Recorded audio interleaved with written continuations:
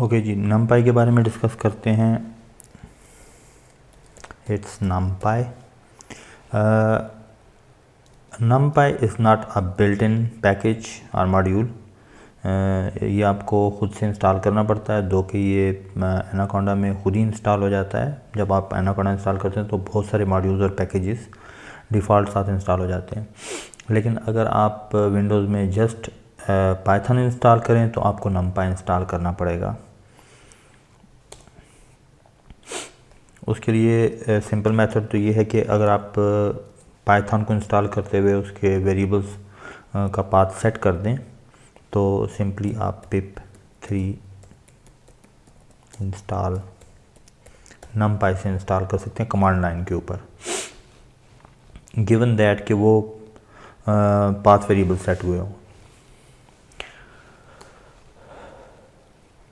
Okay जी, हमने से पहले कंपाउंड डाटा टाइप्स में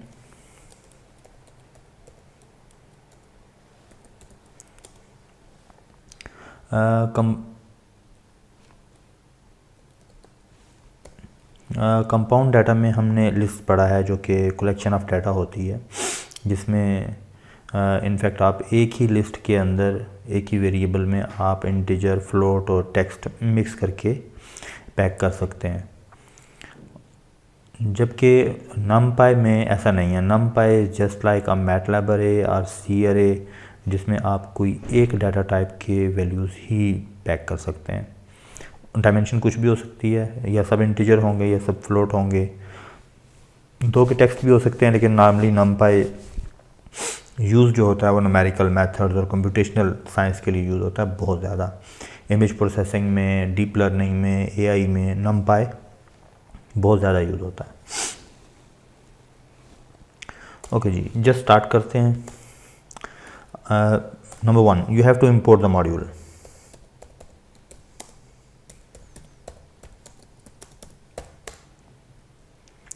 इंपोर्ट करने के बाद आप से कोई एक वेरिएबल np.array टैब से आप ऑटो कंप्लीशन कर सकते हैं। अच्छा, यहाँ पर आप लिस्ट भी पास कर सकते हैं और टपल भी, ठीक है। मुझे ज़्यादा हैबिट है टपल की। उसकी रीज़न आपको थोड़ी देर में समझ आ जाएगी कि टपल ज़्यादा बेहतर क्यों है। टपल राउंड ब्रैकेट में पास करते हैं, लिस्ट को स्क्वायर ब्रैकेट्स में पास करते हैं। हम दोनों अभी ट्राई कर लेते हैं।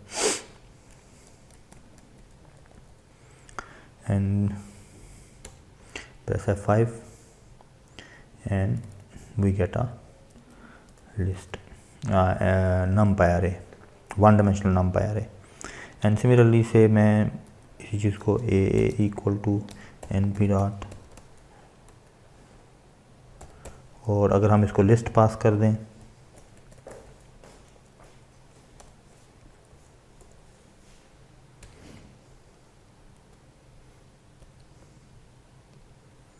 तो आपको वंस अगेन सेम अरे ऑफ इंट 32 मिल जाएगी। तो इससे फ़र्क नहीं पड़ता आप लिस्ट पास कर रहे हैं या टपल पास कर रहे हैं। लेकिन टपल की हैबिट थोड़ी बेहतर है कि एनपी अरे में हम आगे चल के कुछ और मेथड्स भी देखेंगे कि जिसमें हम इनफैक्ट टपल्स ही पास कर रहे होते हैं और उसमें लिस्ट की ऑप्शन नहीं है।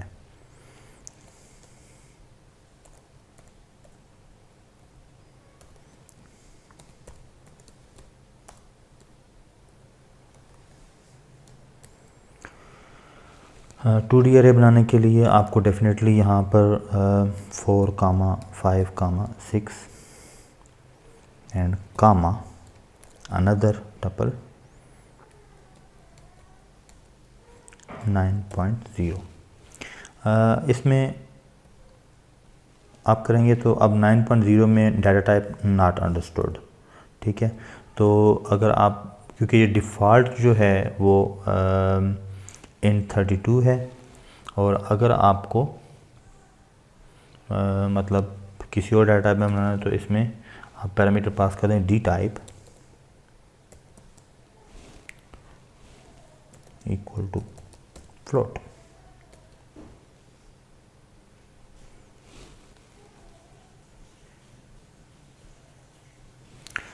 इसमें एक ब्रैकेट मिसिंग है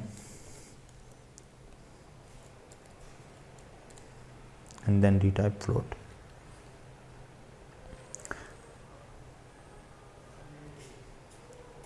दैट्स इट। तो आप डाटा टाइप इसकी मेंशन भी कर सकते हैं साथ।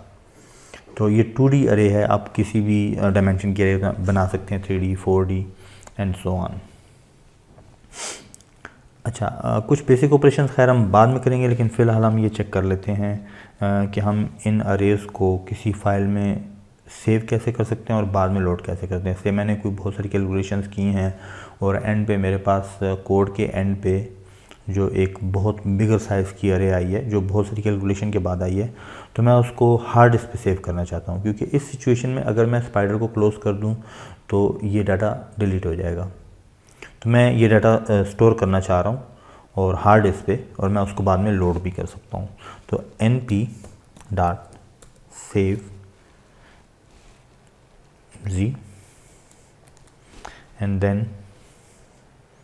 pass some file name like output file or data file comma a comma b, जो दो वेरिएबल्स हैं।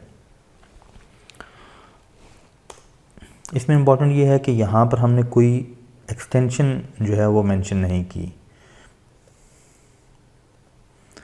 और अब अगर हम इसको रन करते हैं F5, प्रेस F5, तो हमारे पास फाइल्स में यहाँ पे out file dot npz available है, और हम इस फाइल को अगर लोड करना चाहते हैं, लेकिन लोड करने से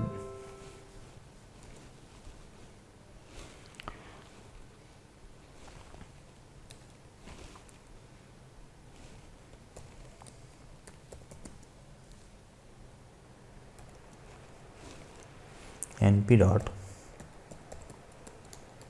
लोड, अब यहाँ पर आपको बरल एक्सटेंशन देनी होगी।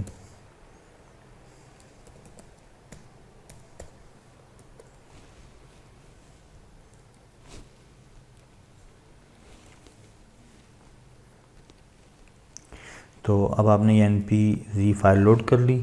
तो ये चेक करने के लिए कि इसमें जो वेरिएबल हैं वो कितने हैं, वो आपको npz फाइल डॉट फाइल, आप सिंपली इसको प्रिंट करके देख लें।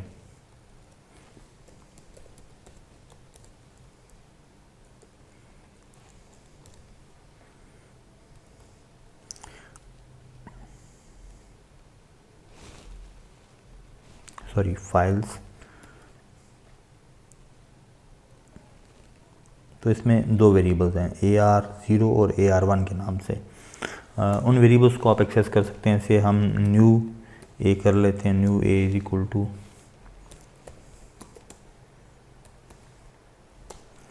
npz file of ARR0 and similarly new b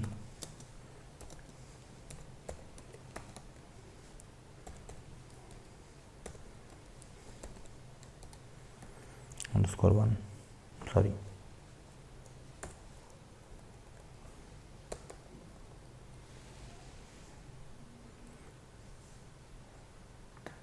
ARR underscore 0। तो ये आपको एग्जैक्टली वही सेम वैल्यूज़ दोबारा मिल गई हैं। 2/3 की अरे है और एक 1/3 की अरे है। तो आप अपना डाटा स्टोर कर सकते हैं हार्ड डिस्क पे और बाद में उसको लोड भी कर सकते हैं। तो कि ये थोड़ा सा awkward सा स्टाइल है इसका मैटलैब या बाकी सिस्टम्स से कंपैरिजन में, लेकिन आपको सिंपल फाइल नेम देना है, एक्सटेंशन नहीं देनी, वेरिएबल्स पास करने हैं, आप उनको सेव कर सकते हैं। लोड करने के बाद आपको यूँ करके उनके वेरिएबल्स एक्सेस करने होंगे, ARR_0, AR_1 and similarly and so on.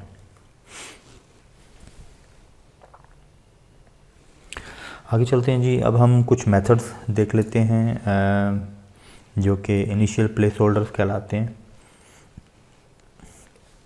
से z equal to np dot zeros. अब ये इम्पॉर्टेंट है कि यहाँ पर आपको टपल पास करना होगा। जो शेप पैरामीटर है, ये वेरी फर्स्ट शेप पैरामीटर है, तो उसमें टपल पास करने से 2,4 एंड सिमिलरली हम एक अरे वंस की भी बना लेते हैं। np डॉट वंस और 4,5 एंड सिमिलरली हम एक अरे फुल के नाम से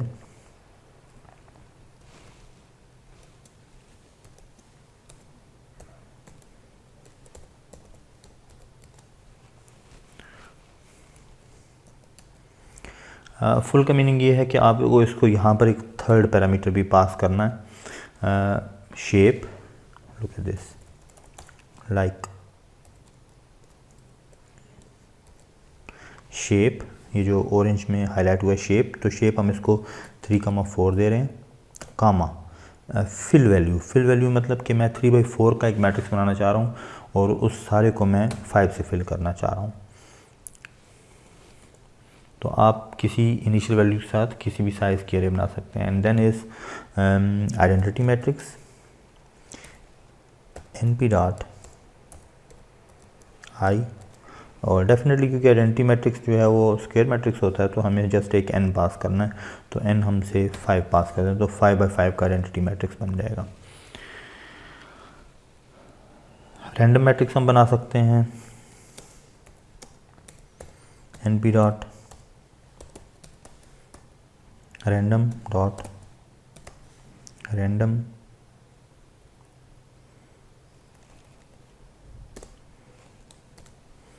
और हम इसमें साइज पास कर सकते हैं। एम्प्टी मैट्रिक्स बना सकते हैं, और एम्प्टी मैट्रिक्स में डेफिनेटली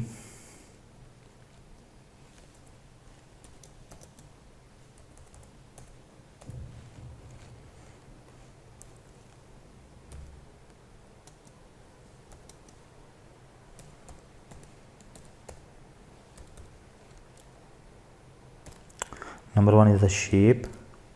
तो आपको अगर जब आप एनाकोडा इंस्टॉल करते हैं तो एनाकोडा इंस्टॉल करने के साथ साथ आपके पास ये काइट इंस्टॉल हो जाता है, ये यहाँ पर नीचे मेंशन है काइट इंडेक्सिंग। तो अगर काइट इंस्टॉल्ड है तो ये आपको ऑटो कंप्लीशन और इस तरह की हेल्प ये देता है साथ, तो 3/4 का। तो हम इसको जस्ट रन कर लेते हैं। अब ये देख लीजिए, इसमें Z is the zeros matrix, O is the ones matrix with same size 4/5, and then is the E matrix which is 3/4 matrix filled with 5, and then I matrix which is the identity matrix 5/5 identity matrix, and then is the random R, the random values, and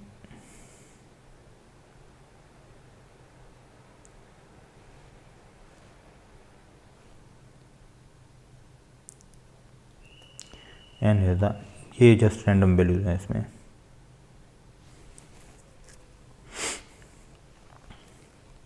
garbage value जिन्हें कहते हैं, जो पहले से memory में है वही पड़ी हुई हैं। अच्छा, इसके साथ हमने पहले रेंज का मेथड पढ़ा था, रेंज जो कि इंक्रीमेंटल अरे बनाता था लिस्ट के अंदर। तो अभी numpy में अपना एक मेथड है जो कि मैं से अगर एक एक्स मैट्रिक्स बनाना चाह रहा हूँ और np dot A range, it's not range it's a range, और ए रेंज में आपको पहले ये ऑरेंज कलर में नज़र आ रहा है स्टार्टिंग वैल्यू देनी है से 0, कामा एंडिंग वैल्यू देनी है से 10, कामा स्टेप साइज से 0.5। तो मैं स्टार्टिंग वैल्यू, एंडिंग वैल्यू और स्टेप साइज़, तो ये इसी स्टेप के साथ वैल्यूज़ इंक्रीमेंट होंगी 0 में और 10 तक जाएंगी, 10 एक्सक्लूडेड है। एंड सिमिलरली हम कुछ से एक y वेरिएबल रख लेते हैं, np dot linspace, and linspace में आपको जो वेरिएबल्स पास करने हैं उसमें very first is the starting value, then is the ending value say 10, and then is the number of points, say मैं 20 कर देता हूँ।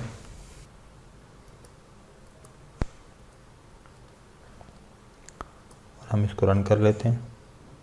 सो एक्स को देखें exactly 0, 0.5, 1, 1.5, 2, 2.5 and so on up to 9.5।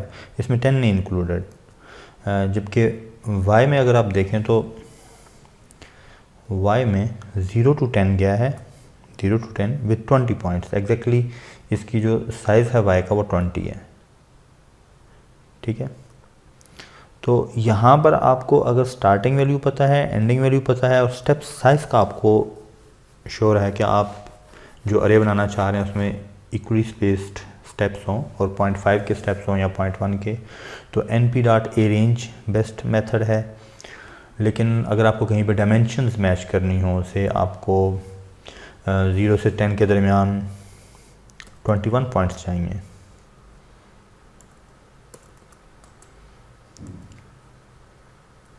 तो आपको 21 पॉइंट्स मिल जाएंगे। एग्जैक्टली 0.5 से फर्स्ट 21 ही बनते हैं 0 और 10 मिला के। तो लिन स्पेस का यूजेज भी हम आगे चल के देखेंगे जब हम प्लॉटिंग वगैरह कर रहे होंगे या फंक्शंस को कैलकुलेट कर रहे होंगे। से e⁻x साइन ऑफ x को हमने कैलकुलेट करना है, तो ये दो फंक्शंस हमें बहुत ज़्यादा हेल्प करेंगे जब हमें मैश ग्रिड वगैरह जनरेट करनी होगी and so on.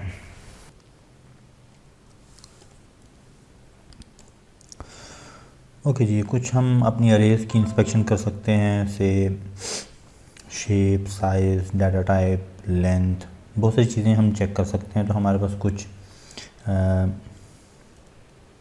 Attributes associate हो जाते हैं जब हम अरे डिक्लेयर करते हैं। तो से b.print b.shape,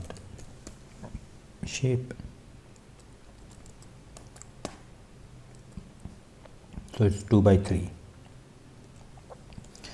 and similarly print length of a,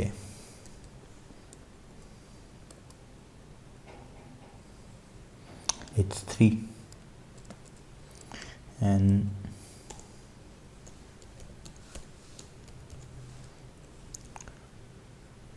print b.endIm, so it must be 2,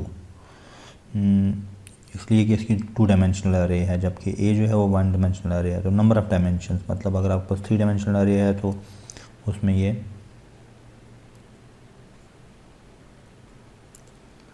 2 आ गया।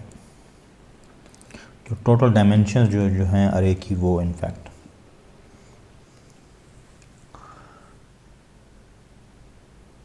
And then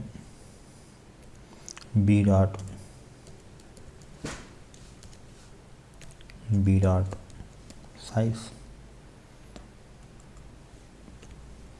which is 6, 3 into 2, total number of values in an array। तो total number of values in fact size में आएंगी, dimension में dimensions की total dimensions कितनी हैं, shape में उसकी रोज़ और कॉलम्स और मतलब जितनी भी डायमेंशन है हर डायमेंशन की का साइज़ आ जाएगा। से अगर 3D है 3/3/2 की तो 3,3,2 आ जाएगा। तो हर जो एट्रीब्यूट है उसका अपना एक मीनिंग है। And similarly print b.dtype float 64।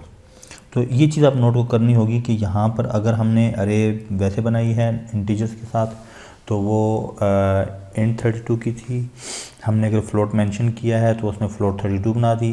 Otherwise ये ज़ीरोज़, वंस, फुल, आई, रैंडम, एम्प्टी, अरेंज, ये सब और लिन स्पेस ये सब फ्लोट 64 है सब के सब, जो कि नॉर्मली मैटलैब में डबल कहलाता है। एंड सिमिलरली अगर आप इसमें ए की टाइप फ्लोट करना चाहते हैं जो कि भी इंट है और आप इसको ए में स्टोर करते हैं तो a.as टाइप, तो डेटा टाइप इसको फ्लोट दे दें।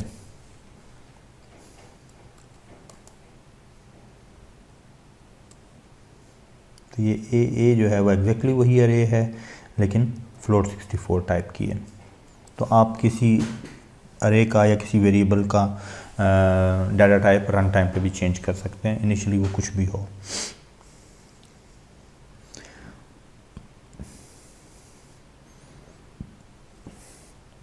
हम बी की एक कॉपी बना लेते हैं, ए और बी की।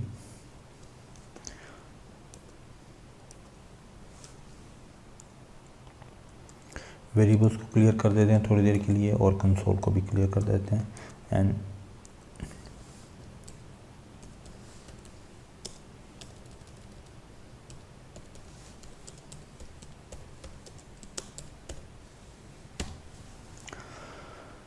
सो बी की एक कॉपी क्रिएट कर लेते हैं कुछ थोड़े से ऑपरेशन वगैरह के लिए हम सी के नाम से, और वैल्यूज़ चेंज कर देते हैं।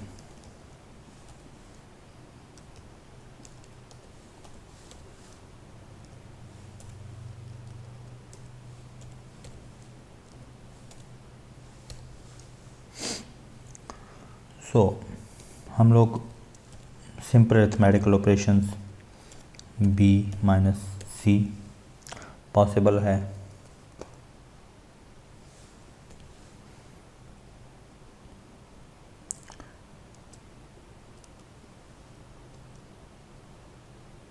सॉरी हमें पूरा कोड रन करना होगा क्योंकि सी अभी यहाँ पर वर्क स्पेस में नहीं आया, तो जी जो होगा वह इन दोनों का डिफरेंस होगा।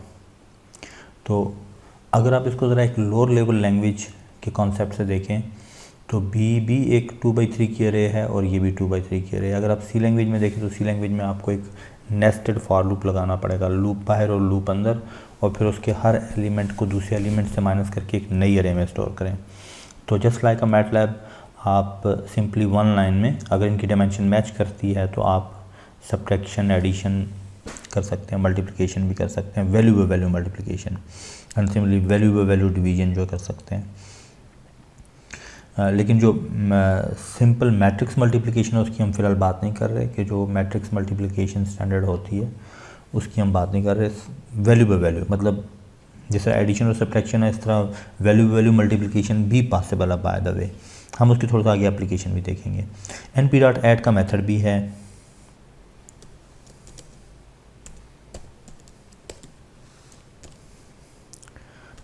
बी कमा सी,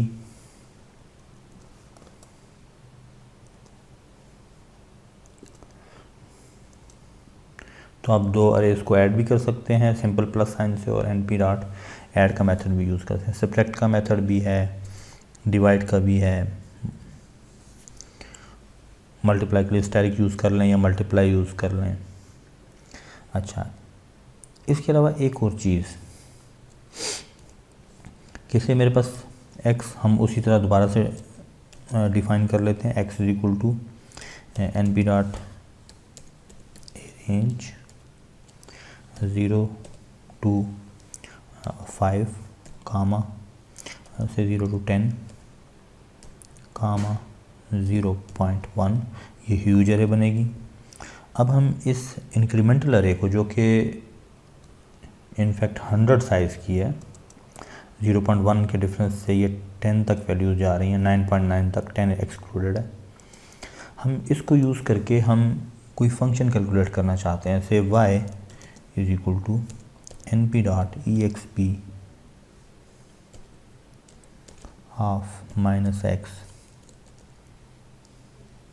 स्टैटिक। अब वैल्यू बाय वैल्यू मल्टीप्लाई करना चाह रहे हैं हम by the way, np.sin of x। तो y भी आपके पास एग्जैक्टली उसी डिमेंशन की एरिया आ गई है। So it's exponentially decaying sinusoid. तो अगर हम जब इसको प्लॉट करेंगे इन फ्यूचर में जाके तो वो भी हम देख लेंगे। तो जस्ट 2 लाइंस के अंदर हमने e⁻⁻x sign of x calculate कर लिया, हमें कोई फॉर लूप नहीं लगाना पड़ा। आप इससे ज़्यादा कम्प्लेक्स भी देख सकते हैं, for example g equal to np.log available है,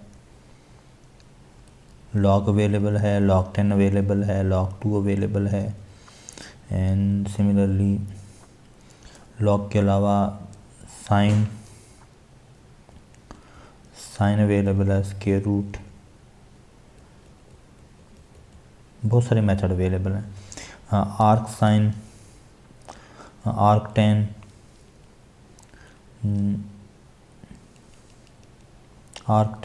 आर्क कॉस, आर्क इनवर्स, जितने भी हैं, हाइपरबॉलिक जितने फंक्शन हैं वो सारे अवेलेबल हैं। तो मोस्टली ट्रिग्नोमेट्रिक और जितने भी हमारे साइन मैथमेटिक्स स्टैंडर्ड फंक्शन सब अवेलेबल हैं। तो आप किसी भी तरह का फंक्शन इनफैक्ट लिख सकते हैं या कैलकुलेट कर सकते हैं। सो एक हमने जस्ट इंक्रीमेंटल अरे बनाई, उन वैल्यूज़ पे ये फंक्शन कैलकुलेट किया e⁻x sin of x। अच्छा, हम जिस तरह ये y अरे है तो y अरे में पॉजिटिव वैल्यूज़ भी हैं और नेगेटिव वैल्यूज़ भी हैं। तो मैं अगर इसके ऊपर पूरी अरे पे अगर एक कंपैरिजन टेस्ट लगा दूं से z इक्वल टू, या इसमें मैं सिंपल टेस्ट लगा देता हूँ, test equal to y greater than 0।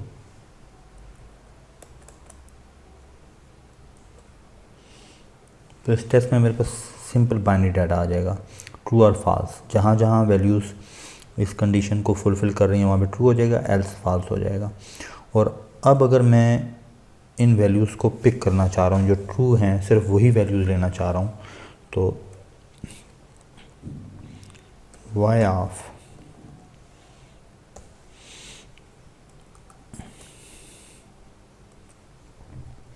y greater than 0, तो इसमें जस्ट पॉजिटिव वैल्यूज़ आ जाएंगी, नेगेटिव वैल्यूज़ डिलीट हो जाएंगी। तो ये भी हो सकता है कि हम कोई ऐसा मेथड लिखेंगे जिसमें नेगेटिव वैल्यूज़ या 0 आ जाए, तो वो सिंपल एब्सोल्यूट मेथड से भी हो सकता है, ABS के मेथड से भी, लेकिन बहरहाल आप इसके कम्प्लेक्स कम्बिनेशन बना सकते हैं। तो आप पूरी अरे पे जो कंपैरिजन ऑपरेटर है पूरी अरे पे लगा सकते हैं। और डेफिनेटली ये जो एक्सप्रेशन है ये ट्रू और फॉल्स रिटर्न कर रही है। और इस इंडेक्सिंग नमपाई अरे, क्योंकि y एक नमपाई अरे है, तो जब भी आप इसके ऊपर अप्लाई करेंगे y of some logical data, तो जहाँ जहाँ ट्रू होगा वो वैल्यूज़ रिटर्न हो जाएंगी, मतलब वो जी में स्टोर हो जाएंगी। तो मेरे पास 2D अरे है एक, और मैं उसमें देखना चाह रहा हूँ कहाँ कहाँ 9 है, तो मैं उसके ऊपर चेक लगा सकता हूँ इक्वल का। ओके जी, ये वीडियो यहाँ पे स्टॉप करते हैं, थोड़ी लेंथी हो गई है। नमपाई हमारा तकरीबन 50% हुआ है। हम नेक्स्ट वीडियो में जो रिमेनिंग नमपाई का पार्ट है वो और कुछ प्लॉटिंग इंशाल्लाह कंप्लीट करेंगे।